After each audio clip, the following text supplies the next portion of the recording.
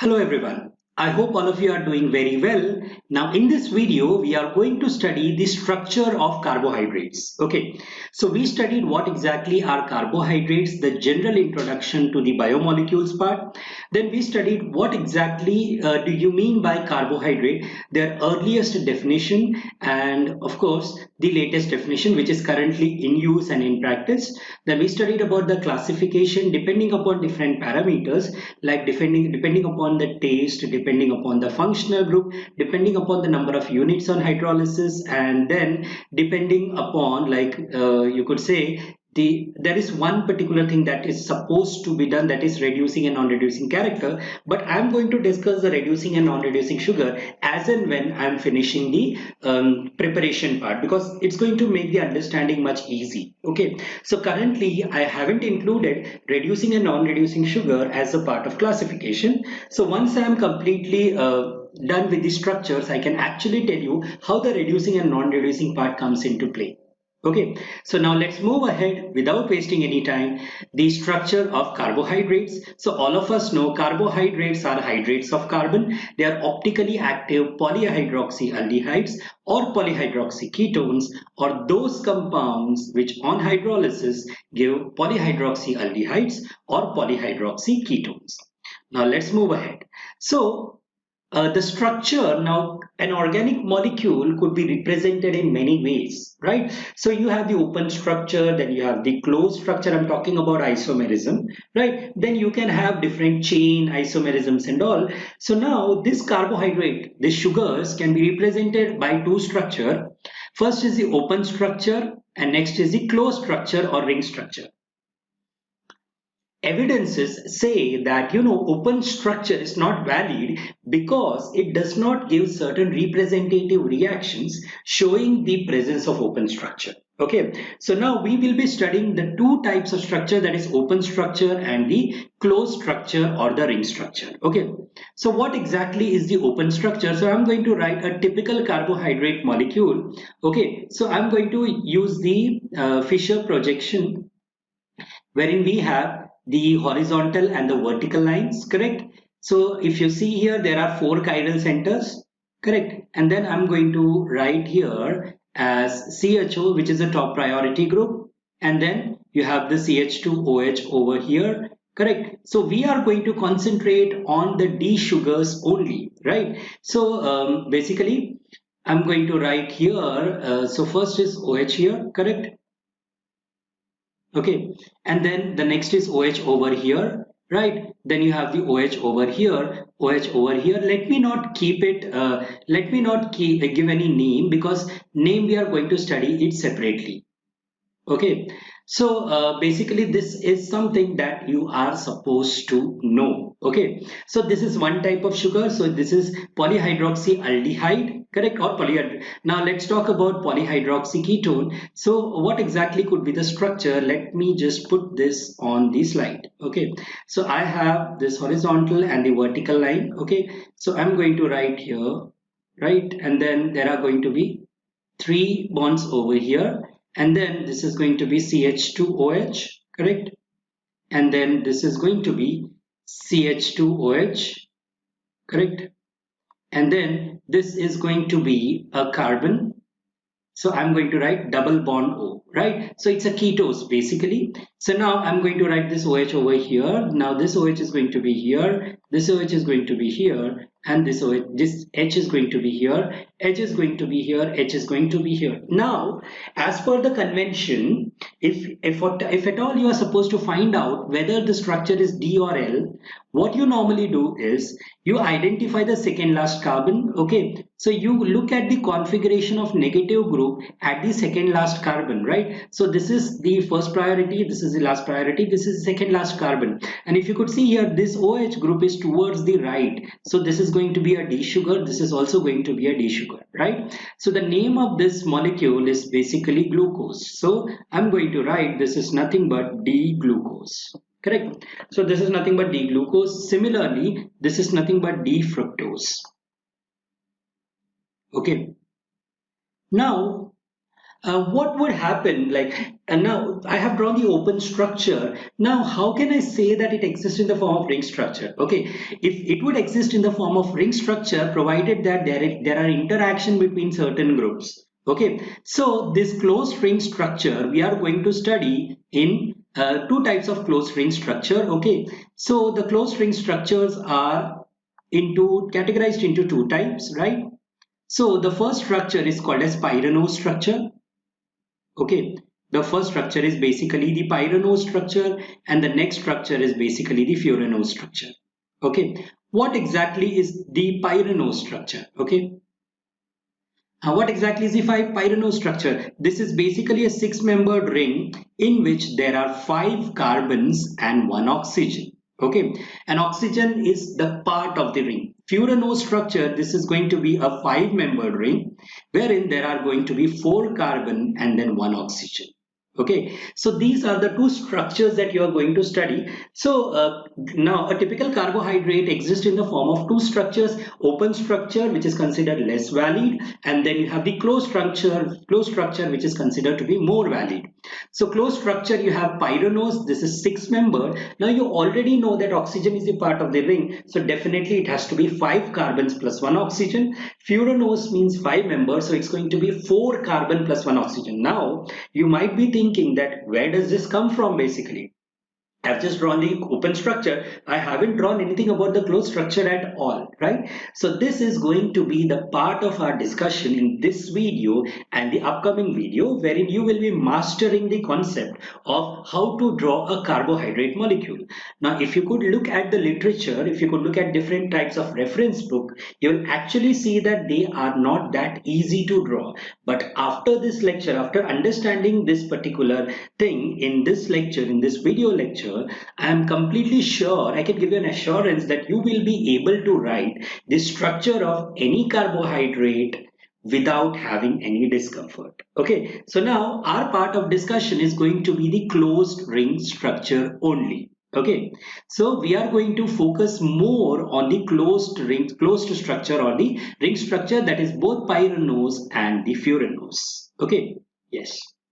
So now let's talk a little bit about the ring formation mechanism. How exactly does this come into picture? How exactly does this come into play? Okay, so I'm just going to delete this right now. Now, why does the ring formation take place? Now, if you could see here, typically a carbohydrate consists of a carbonyl group, right? So this carbonyl group can be an aldehyde or it can be a ketone, correct? And then the next is it contains polyhydroxy, that means it has an OH group, right? So basically there is going to be an interaction between this carbonyl group and this OH group. Now this is going to actually close the ring. Now let's have a look how this is going to happen.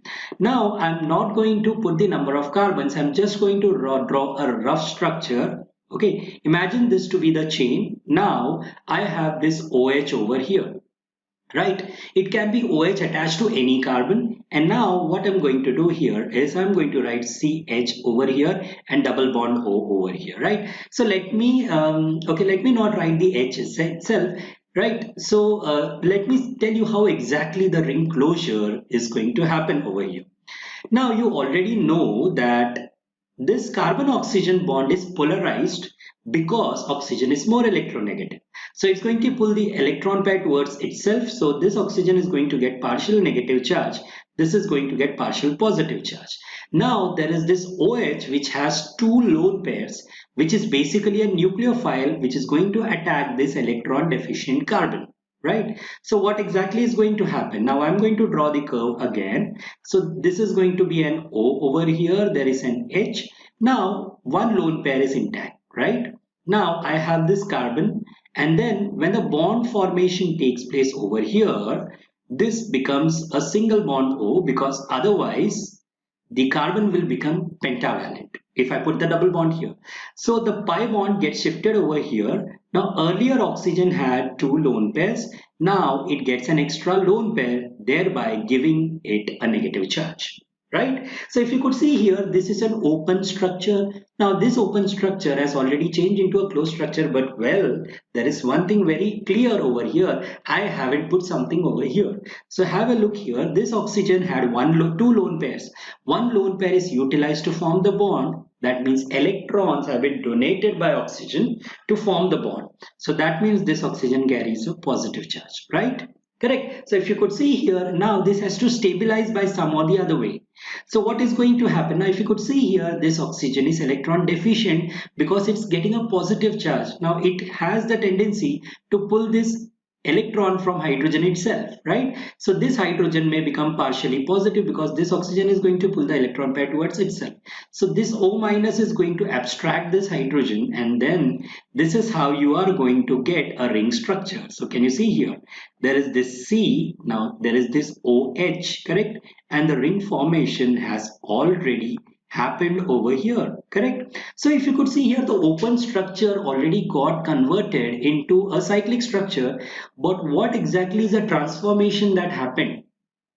The transformation that happened over here was conversion of this C double bond O, right, to C single bond OH, right? And then there was, if you could see here, there is one more oxygen coming out over here, right? Correct. So now if I'll just write this bond over here, correct? And then there is this one bond with oxygen, correct? So this linkage is basically called as hemiacetal. Okay, now you may ask me what exactly is hemiacetal. Now the simplest way to remember is hemiacetal is basically a structure in which carbon is connected to one OH and then one OR, right? Correct.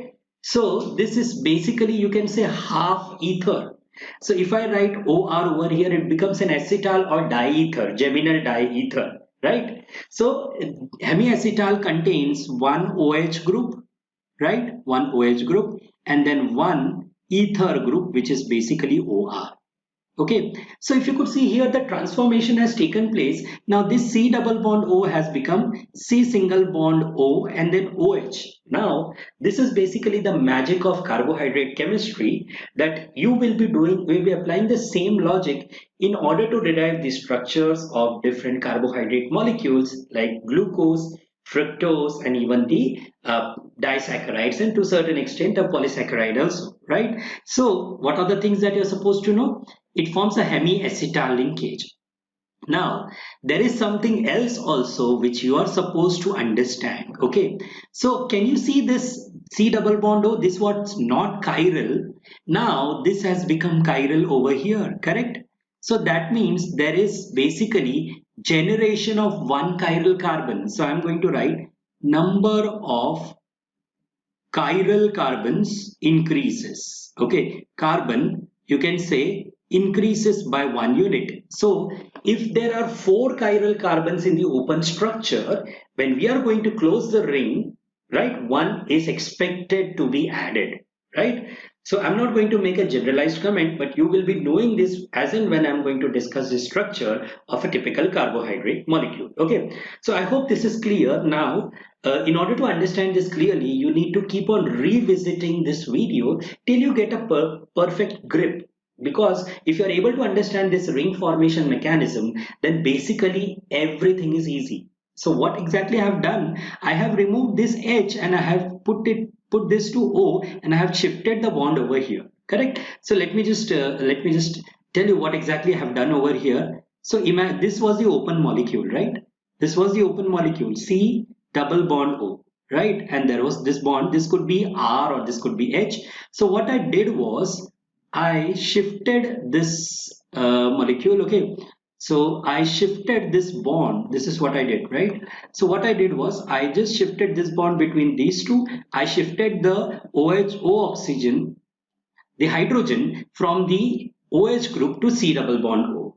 Okay, so this is basically the thing that we have done over here, right? So you have to use this logic very wisely and get things correct. Okay, now the next thing that you are supposed to highlight is what exactly is this hemiacetal. This hemiacetal is something in which carbon is bonded to one OH on one side, and then this is bonded to an ether, right? So I'll write this R. This could be in the form of a ring, or it could be just a simple alkyl group, right? So what exactly is acetal? Acetal means we'll be having geminal diether. We'll be discussing this later. I hope the ring formation mechanism is pretty much clear right now. Okay, so now let's move ahead. Okay, so ring formation mechanism, how did this happen? This happened when there is condensation between aldehyde or a ketonic group with any of the OH groups, right? So you already know it's a polyhydroxy, so you can take any OH and do the condensation. Okay, so this is what. Then the next part is, okay, what is hemiacetal? Okay, now let's do this separately, because I have a lot of queries coming by students saying that we are not able to understand what is hemiacetal and what is acetal. Okay, so let me put this down over here. Okay, so what exactly is hemiacetal? So I'm just going to write here. So this is basically hemiacetal. Okay, and here I'm going to write this as acetal. Correct. So hemiacetal means a carbon which is connected to one OH group and there is one OR group, right? What is acetal? Acetal, so this is OR over here, this is OR over here, right? So this acetal is also called as geminal diether. Geminal diether. I hope you know what is geminal dihalide, vicinal dihalide. You call a carbon as geminal when the groups which are attached to, groups are attached to the same carbon, that is geminal. If they're attached to adjacent carbon, you call it as vicinal, right? So acetal means basically a full acetal containing two ethers. So just try to understand it's a diether. And hemiacetal means it's just a half acetal. That means instead of one OR, instead of two OR, one of them is OH. Okay, so this is basically the difference between hemiacetal and acetal. Okay, so what is hemiacetal? Aldehyde condensing acetaldehyde type I have written, right, with the OH group. And then hemi means carbon connected to one ether and one OH group. I think I have made this point pretty much clear. Okay, so one ether group and then there is one hydroxy group, correct? And then the next is acetal. Acetal means, try to remember this, it is nothing but geminal diether. The other name for acetal is geminal diether, carbon connected to two OH groups. Okay, this is one. Then other name for hemiacetal is cyclic ether or glycosidic linkage. Now this is in the carbohydrate chemistry, not always. So other name for hemiacetal over here, you will see you call it as cyclic ether, you call it as glycoside. If you have taken bio as a component in your studies, you already know there are different types of glycosides. You call it as C glycoside and N glycoside. So basically you are going to study only about the C glycoside in this set of videos. Okay, so try to understand the keywords which are going to be very useful. The first keyword is the cyclic ether. The next keyword is the glycosidic linkage. Okay, so this was about hemiacetal. Now let's talk about ring structure, which I have already discussed long back. Okay, so Furanose, if you could see here, 5-member Furanose. Okay, this is 5-member, right, with one oxygen. Correct. So that means it should contain 4 carbon and 1 oxygen. Pyranose means 6-membered with 1 oxygen. It means it contains 5 carbon. Okay. Now, if you could see here, how does these ring structures look like? The Furanose ring basically looks like something, it looks something like this. Here is one carbon, here is one carbon. I'm going to join them. This is going to be connected to one more carbon. This is going to be connected to one more carbon. This is going to be connected to oxygen. So can you see? Again, a ring closure is happening. Now, how did this ring closure happen? This ring closure happened when the carbonyl group has condensed with the OH group, right? So now you are supposed to decide which OH group you are going to talk about. Okay. Similarly, what is pyranose? Let me draw a six-membered ring. So a six-membered ring is going to look like this, right? So, but it contains one oxygen. So not the carbon, it contains one oxygen. So how did it form? It formed when the carbonyl group, it could be an aldehyde or it could be a ketone. And this has condensed with any of the OH group. Now the question comes, which OH group? Is it from the first carbon, second carbon, third carbon, fourth carbon? Which carbon? How you are going to talk about, how you are going to understand. Now guys, here is the key, here is the magic thing that you are going to do. Now you have to understand that the only carbons, the only linkages that you're going to refer, the first part has to be the carbonyl carbon. Okay. So now I'm going to give you one very simple way to do this. So before doing this, I'm going to just draw one structure and exactly tell you how am I going to draw the pyranose and furanose of this. Okay. So I'm going to draw a carbohydrate molecule. Basically, I'm going to focus on D-glucose. Okay. So D-glucose, it has four chiral centers, right? So I'm going to write a CHO over here, right? And then I'm going to write this a CH2OH over here, correct? And this is carbon atom number 1, this is number 2, this is number 3, this is number 4, this is number 5, and this is number 6, correct? So if you could see here, the third carbon is going to have the OH towards the left side, the remaining is going to be on the right side. Now please do not do the mistake of writing OH over here because you have already flipped it. So it's going to be H over here, correct? Now, if you remember, I've drawn a curve wherein I'm going to condense, and what I said during that was, I'm not going to generalize anything. I'm not going to take anything in particular. It's just number of carbons in between that I have represented in the form of a C-shaped curve in the previous one, right?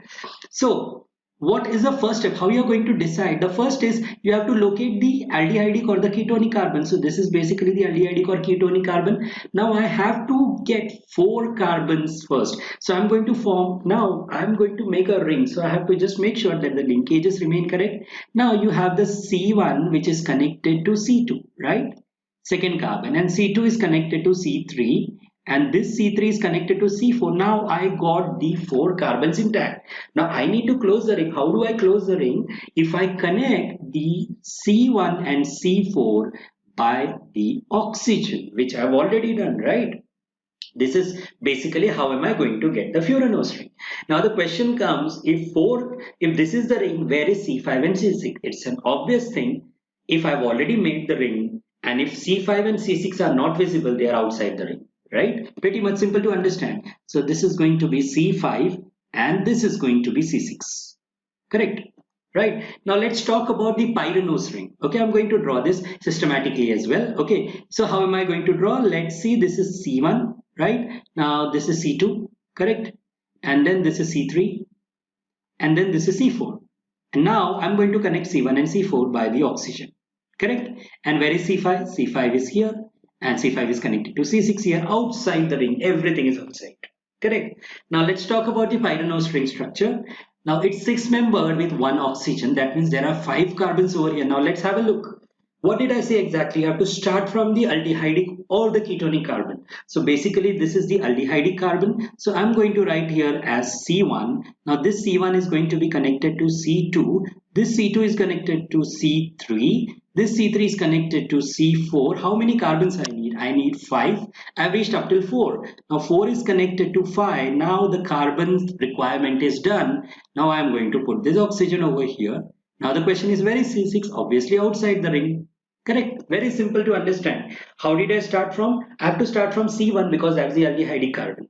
If it is a ketose, then you have to start from the carbonyl carbon, which may be second carbon. I'm going to talk about this. Okay. So let me write the pyranose ring structure. Let me write it like this. So now I'm going to have something like this. This is going to be C1, right? C1 is connected to C2. Now C2 is connected to C3, right? C3 is connected to C4. Now C4 is connected to C5, right? Now I've got the requirement of my carbon. C1 and C5 are connected by the oxygen, hemiacetal. Okay, now how this is hemiacetal that we are going to study. Where is C6? Outside the ring. Correct. Very simple to understand. Just have a look at which membered ring you want and then start with the aldehyde or the ketone. This is very, very simple. But still I have seen a lot of students, lot of people are making mistakes of not being able to understand the basic. Now this is not at all difficult, but it would become difficult if you are going to complicate it by unnecessary information which you have. Keep it as simple as possible so that you are able to master the concept very fast. Okay, so this is about the ring structure, the pyranose and the furanose form. Okay, so this is something which we are going to discuss now. What I'm going to do here is I'm going to change the structure a little bit. Okay, and in the later stages we'll be studying what will happen if there is a ketone, right? Okay, so let me just move ahead with the another part.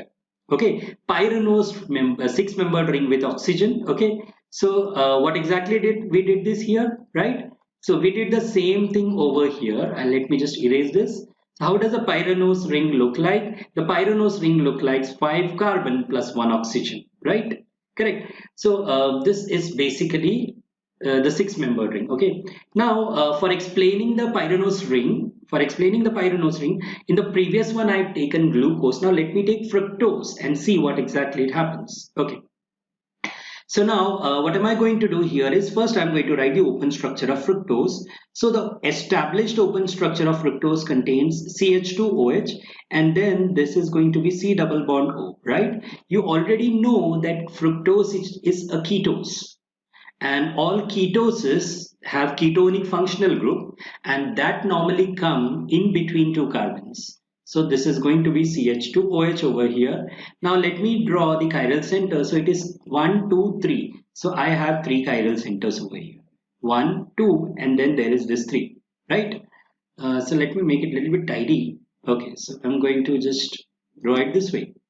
It's pretty much easy to understand. Now, what am I going to do here? This is the third carbon. Third carbon will have OH on the left side. The remaining is going to have OH on the right side. Correct? Now, can you identify which type of sugar is this? This is nothing but a D sugar. So I'm going to write this as D fructose. Okay, D fructose. Now, let's see how do we get the pyranose ring? How do we get the pyranose ring? I told you pyranose means 6-member with 1 oxygen. You are going to start counting from the carbonyl carbon, which is the second carbon over here. Correct? So let's try to write this. So this is 1, this is 2, this is 3, this is 4, this is 5, and this is 6. Okay, so you have to start with C2. Am I right? So what are you going to do? You are going to write here C2. Now C2 is connected, okay? C2 is connected to C1, but that's not the part of the ring. C2 is connected, okay, let me not write this because it's going to bring unnecessary confusion to you.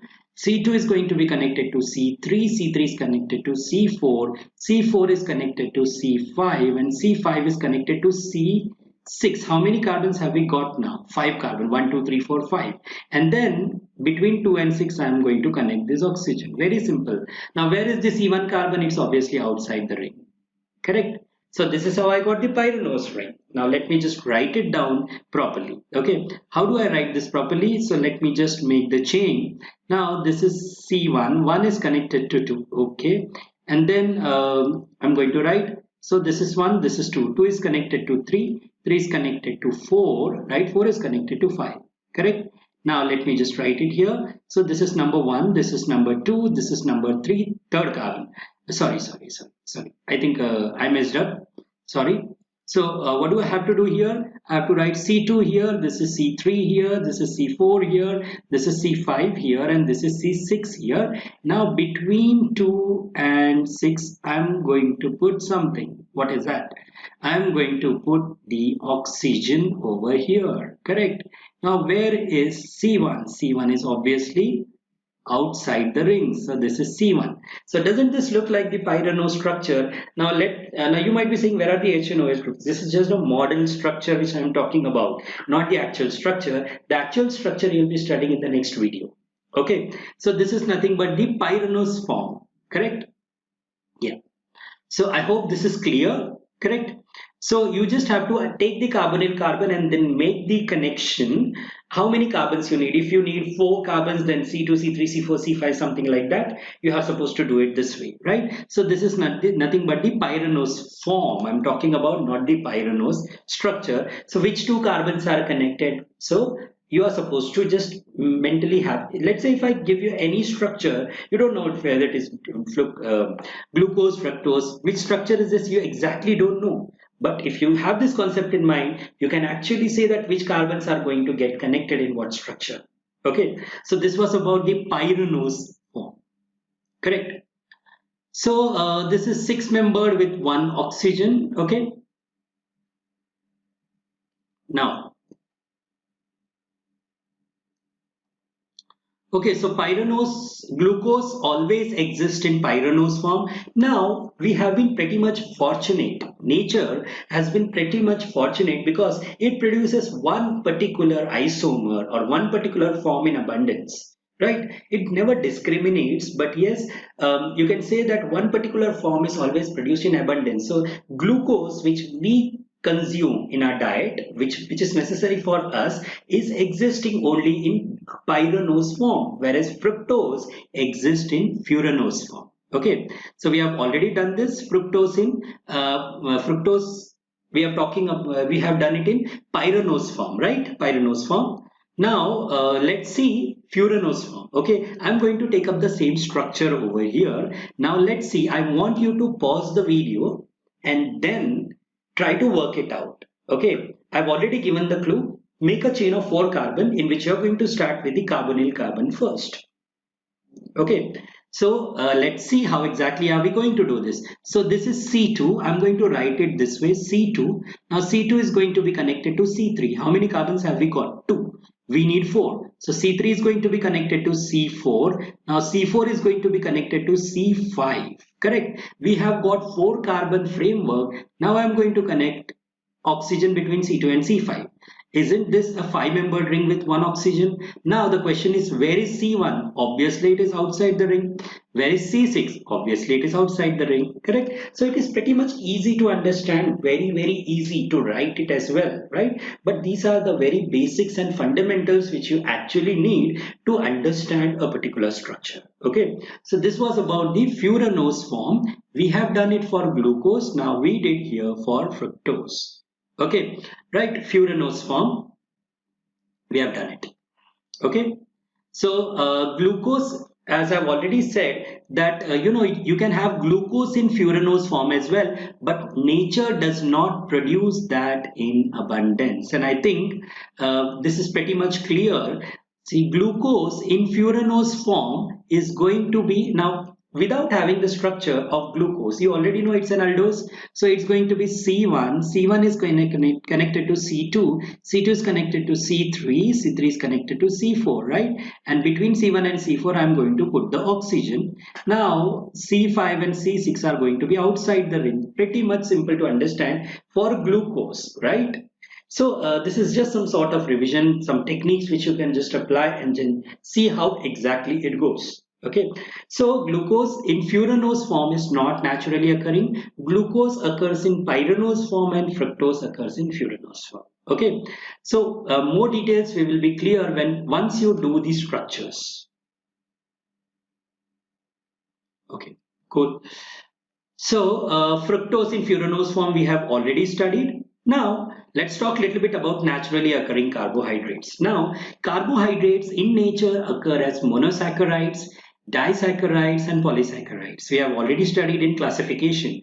But as I have already discussed, in nature it occurs only abundantly more in one form particularly. So when you talk about glucose, it's going to be pyranose form. When you talk about fructose, it's going to be furanose form. Okay, right? So now let's discuss certain important questions, certain brush up questions. In glucopyranose, right? Which carbon atoms form the hemiacetal linkage? So it's an aldose. So obviously the first carbon has to be there. Correct. So it's going to be C1. I need pyranose. So I need to have C1 and C5 and both of them are connected to O, right? So this is one. Then the next one in glucofuranose, okay, furanose, again I'm in glucose, I'm going to start with C1 only. I need to form 4 carbon chain plus 1 oxygen.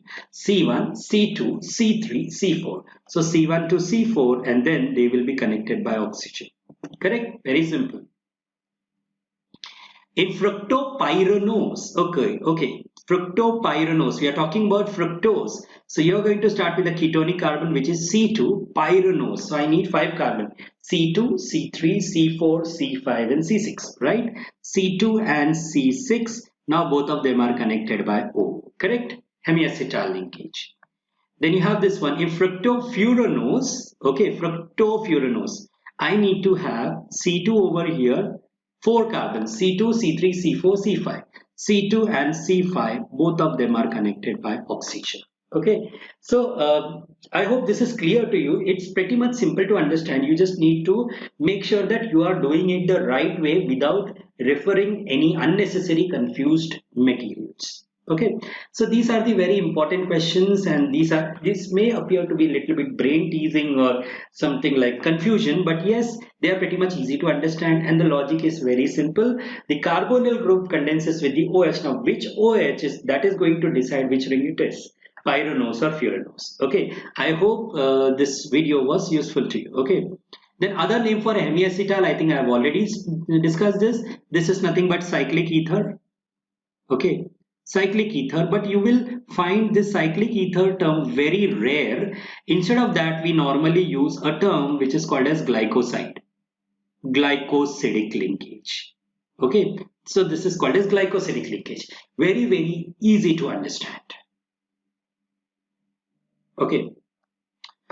Okay, so this brings us to the end of the video. I know you might have been, in this video you have studied something which is completely different than what is your regular chemistry. But guys, this is biochemistry, a complex carbohydrates which you are talking about, not the exactly complex carbohydrate, but it's basically a chapter wherein, which is of prime importance in biological system. So definitely it's not going to be a single structure, right? So more we are going to study in the upcoming lecture. So stay tuned for this and make sure you watch the next video to get the understanding and master the concept of writing the structure of any carbohydrate. Thank you.